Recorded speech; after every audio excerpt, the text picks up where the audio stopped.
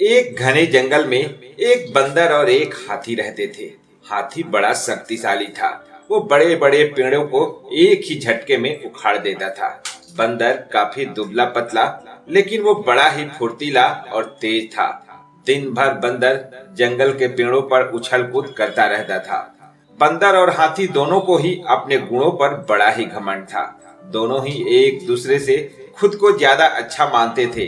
इस वजह से दोनों में हमेशा बहस होती रहती थी। उसी जंगल में एक तोता भी रहता था, जो अक्सर बंदर और हाथी की हरकतें देखता था। वह इन दोनों के लड़ाई झगड़े से परेशान हो गया था।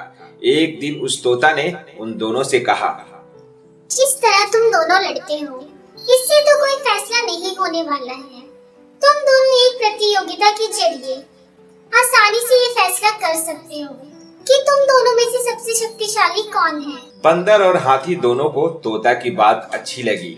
दोनों ने फिर एक साथ पूछा, इस प्रतियोगिता में क्या करना होगा? तोता ने कहा, इस जंगल को पार करने पर एक दूसरा जंगल आता है, जहाँ पर एक काफी पुराना पेड़ है, जिस पर एक सोने का फल लगा हुआ है। तुम दोनों में से उस सोने के फल को जो पहले लाएगा, उसे इस प्रतियोगिता का विजेता माना जाएगा और असल मायने में सबसे शक्तिशाली वही कहलाएगा।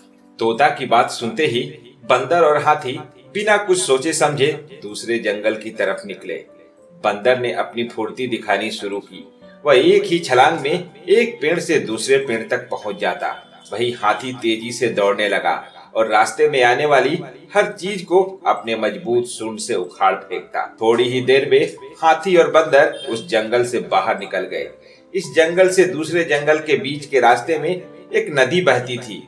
उसे पार करने के बाद ही दूसरे जंगल में पहुंचा जा सकता था। बंदर ने फिर से अपनी फुर्ती दिखाई और झट से वह नदी में कूद गया, लेकिन पानी की लहर काफी तेज थी, तो बंदर नदी में बहने लगा। बंदर को नदी में बहते हुए देखकर हाथी ने तुरंत अपनी सूंड से उसे पकड़कर पानी के बाहर निकाल दिया। हाथी के इस व्यवहार को देखकर बंदर काफी हैरान हुआ। धन्यवाद हाथी भाई, आपने मुझे पानी से बाहर निकाला। हाथी भाई, मैं अपनी हार स्वीकार करता हूँ और अब आगे का सफर हम दोनों एक साथ तय करेंगे। ठीक है बंदर भाई, मैं तो नदी पार कर सकता हूँ। तुम भी मेरे पीठ पर बैठकर इसे पार कर लो। बंदर हाथी की बात मान गया और वह हाथी के पीठ पर बैठ गया। इस तरह दोनों ने नदी पार कर ली और दूसरे जंगल में पहुंच गए। फिर दोनों ने मिलकर सोने के लगे हुए फल वाले पेड़ को भी खोज निकाला। सबसे पहले हाथी ने अपनी सूंड से उस पेड़ को गिराना चाहा, लेकिन वह पेड़ काफी मजबूत था। हाथी के प्रहार से वो पेड़ नहीं उखड़ा। फिर हाथी ने निराश होकर कहा, मैं अब यह फल नहीं तोड़ सकता हूँ। चलो मैं भी एक बार कोशिश करके देखता हूँ।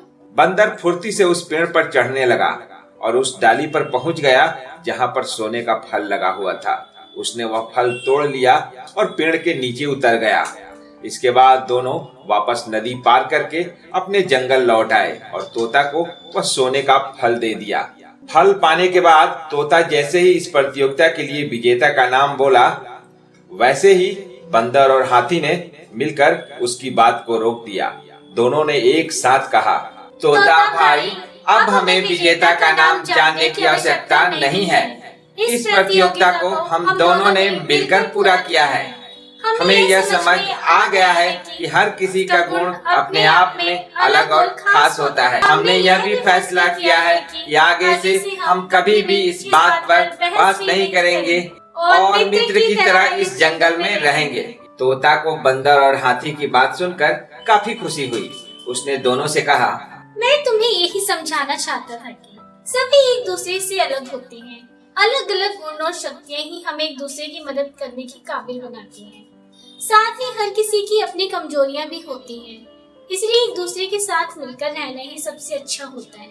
उस दिन से हाथी और बंदर दोनों मित्र हो गए और वह जंगल में खुशी खुशी रहने लगे। बच्चों, इस कहानी से हमें यही शिक्षा मिलती है कि हमें एक दूसरे के गुणों और शक्तियों का सम्मान करना चाहिए और आपस में मिलजुल कर रहना चाहिए। तो बच्चों, ऐसे ही शिक्षाप्रद कहानियां देखने के लिए हमारे चैनल सोशल संदेश किड्स को सब्सक्राइब कीजिए।